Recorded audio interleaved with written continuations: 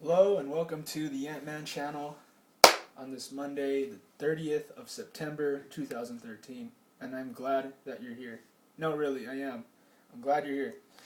Um, this is the most racist, intolerant channel on YouTube, so buckle up. No, I'm just kidding. But you could easily get that impression if you believe in no absolute truth. You could easily get that impression if you don't agree with me, because unlike most people, I do my research. I'm very well informed, so I have an opinion, my own opinion. Not, I don't download opinions from the 11 o'clock, 12 o'clock news or 9 o'clock news or whatever. I don't even watch TV unless it's like UFC or something. But anyway, or like NFL. I like sports. Hey, I'm a guy. But anyway, I form my own opinions, believe it or not. Wrap your head around that because I know it's kind of hard these days. Anyways, I got an article here from WND, number one conspiracy theorist website on the planet, son. I'm being over dramatic right now. You guys understand that, right? I'm just being I'm exaggerating. Anyways, new U.S. mayor sets sights on Black Nation. Republic of New Africa leader now guiding capital city's direction. So, if it wasn't enough to have, the advisor to the, Pentagon be someone who is an atheist, who has a grudge against God and hates God, he's like, nothing that glorifies God may be in America anymore. I don't know, dude. I used to like the way, I'm not even gonna bother telling atheists anymore that our founding fathers were badasses. I'm just gonna live it. I'm gonna actually try to pick up their example because they weren't cowards. They weren't held back and timid like I see a lot of us are. They were willing to go straight to battle anytime, anywhere. You know what I mean? Our founding fathers were badasses, you guys, and it's time for us to kind of ratchet it up because you can't let these. When I look at these liberals, man, to me they're people that have never worked out or gotten a fight in their entire lives. These people are just self-centered and big-headed and totally just detached from reality. They want reality to be whatever they imagine it to be, and it's just I'm not gonna get bullied by people like that. I'm sorry, but I'm not gonna get bullied by people like that. I practice discipline in martial arts and my Christianity and my faith. That's hard. I don't know about you, but I embrace the struggle because I know that I'm gonna come out of it. My journey's just beginning, as Moses would say. Anyways, there's my rant of the day. This article is by Scott Greer. Voters in Jackson, Minnesota, or Mississippi, a mid-sized city in the heart of the Deep South, has picked a Democrat as their mayor. What's different about this individual is that he is a former leader of the Republic of New Africa, a group dedicated to creating an independent black nation out of 5 southern states. My brother-in-law is moving to Texas. I'm excited for him because we've lived in California our whole lives, and California is a whew, you want to talk about tough times, boy? Come see me. Now leading the city of about 175,000 in Chokwe Lumumba, who has a long history of radical activism and whose plans for the largest city in Mississippi could be called revolutionary. Well, yeah, I mean, the word tolerant is now used to bring in other types of religions and lifestyles and all this stuff into our country when really, I don't know. I guess it's because of a lack of culture people have these days. They don't know the difference. So, a co-founder of the the Malcolm X grassroots movement, which promotes black self-determination, Lumumba was sworn in on July 1st after winning 86% of the vote in the general election. We should all do what Kent Hovind did and just stop paying taxes. What are they gonna do? Put us all in jail? Maybe, but nobody's gonna be making them money anymore. So I guess it's kind of a lose-lose, but we could figure this out, man. I think we can. These guys are just bureaucrats. They're controlling us through the fear and ignorance of other idiots that gain power from being backed up by this thing. It's like these little men that think that they are actually somebody because they work for the system. I've seen it at the lowest, most scumbag levels, man. Anybody can be an EMT. It only takes common sense. Um, maybe some of us don't like the view of broken bones and blood and having to deal with that and death. And I've seen EMTs laugh at people when they're dying in their bed. It's the power of having a stupid badge and a uniform, and what's also very annoying are women who drool and grovel and think that it's so cool to murder people and just be totally heartless, man. You know, it's cool. You know, I have a lot of respect for the army and the military and all that. I tried to do it myself, but I had a felony, so they didn't let me. But what I'm trying to say is it's a stupid uniform, man. There's no individuality in it. You're a droid. You're a freaking stormtrooper. That you do whatever you're told. I left because FEMA started to ask, not even ask, enforce us to snitch on people if they were gun owners. If we go into their houses and pick up one of their sick relatives or whatever, and I see a shotgun on the mantle, I'm supposed to report that. So I don't agree with snitching my own people out. Pro-gunners, pro-lifers, all these people, you know. He had won the Democrat nomination with 54% of the vote. So anyways, getting back to this. Despite what could be considered an overpowering victory, Jackson's business owners are extremely concerned with Lumumba's proposals for the city. One of Lumumba's primary goals as mayor of Jackson is to create a solidarity economy in the city.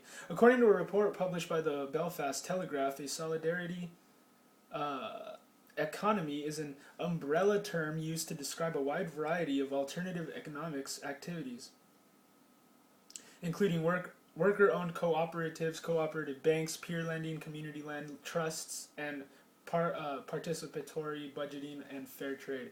Lumumba also has earned the highest praise from the Final Call, the official publication of the Nation of Islam, which called his electoral victory one of the most important progressive political victories on a long list of important political leaders. Further in the article, Final Call noted that the seeds of a black nation have already taken root in the state where Mr. Lumumba is mayor of the capital city. I got some time here. I just went on a couple rants. I'm just making sure. Lumumba discussed this idea of a black nation forming in Mississippi with Final Call and what can be done to bring it to life. The problem I have is, like, you remember how Muhammad Ali was like, he turned into a Muslim and used to hang out with Malcolm X all the time? That's the problem I have is like that this like entitlement some people might have. Don't even ever try to take that word out of context when I say some people. Don't ever. I'm not a person who thinks of anybody differently than myself. I'm taught by the Lord to love everybody as I love myself, and I don't even love myself, but I do because the Lord gives me purpose in everything I do. And if you want to hear my testimony, boys, you want to hear a miracle, let me know. But anyway, you know what I mean? It's just what I mean is some people want entitlement. Some people think that they have this entitlement to blame somebody because of the color of their skin, and that they are there's a common misconception that we have, and it's just natural to us because we're human beings, we're flawed, we're pretty evil because the heart is deceptive, and sometimes we're stirred and governed by our emotions. Not me though, but I'm just saying I know people struggle with that. I don't think I am, at least. Hey, I'm trying to be humble though. Maybe I shouldn't talk. It's stupid. Don't ever think that you know what somebody's motives are. I hate it when somebody thinks they know what my motivation is, what I'm trying to get accomplished. You know, when I give freely from the heart, out of a labor of love. I want to give generously to give something to bless somebody. I don't want it to be there so that I could come back to it and be like, remember I did you a favor? I'm not that type of person. To me, that's stupid. Like, if you're gonna make somebody feel obligated to give you something back, I think that's not right.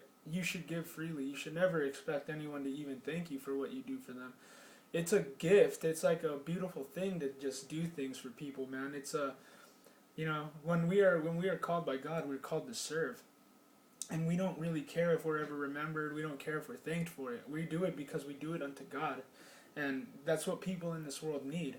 But people, like the progressive humanists, think that certain people are the problem and we gotta cut them out and then we can progress. It's stupid. When does it end, you guys? When does the bloodshed end? You know what I mean? Like, it doesn't end with you guys.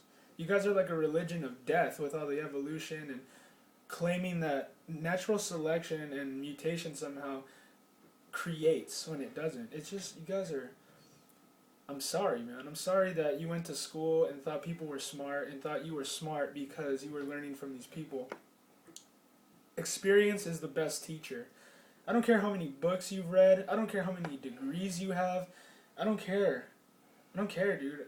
I just, what I can determine, I can discern the truth for myself and where you're coming from.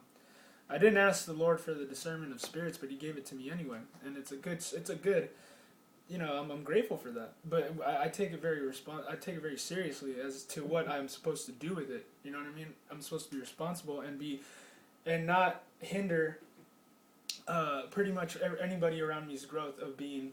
You know what I mean? I'm supposed to preach the gospel. I'm supposed to spread that. I'm supposed to tell everybody about it, and I'm glad because there's nothing better to talk about.